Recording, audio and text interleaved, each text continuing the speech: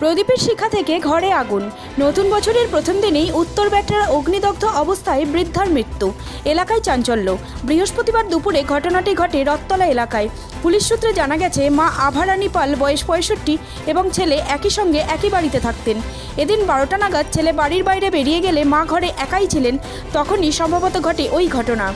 তিনি প্রদীপ জেলে পুজো করার সময় হঠাৎই প্রদীপ উল্টে যায় এবং প্রদীপের শিখা থেকে আগুন ধরে যায়।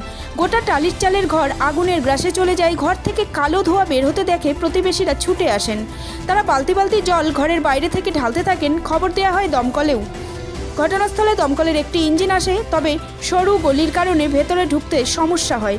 অগ্নিদগ্ধ অবস্থায় ওই বৃদ্ধাকে হাওড়া জেলা হাসপাতালে নিয়ে গেলে চিকিৎসক মৃত বলে ঘোষণা করেন। ঘটনার তদন্ত শুরু করেছে ব্যাটরা থানার পুলিশ।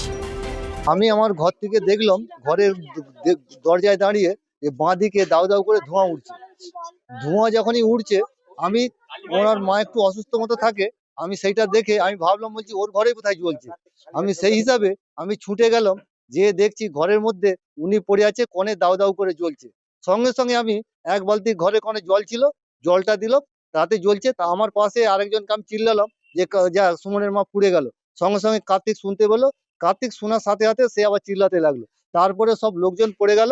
পড়ে যাওয়ার পরে জল দিতে লাগলো। সেটা তো বলতে পারবো না, ঘরের ভিতরে কি করছিল সেটা তো আমি দেখিনি। দমকল না না, কিন্তু দমকল পরে এসেছে। আমরা তো তখন জল ঢালতে ছিলাম, আগুন মানে উঠতেছিল। হ্যাঁ, লাস্টে দমকল এসেছিল। একজনই হ্যাঁ হ্যাঁ, বাড়িতে একজন ছিল, যে পুড়ে গেছে উনি ছিল, ওনার ছেলে পাশে ছিল। ওনার নাম তো আবার আমি পাই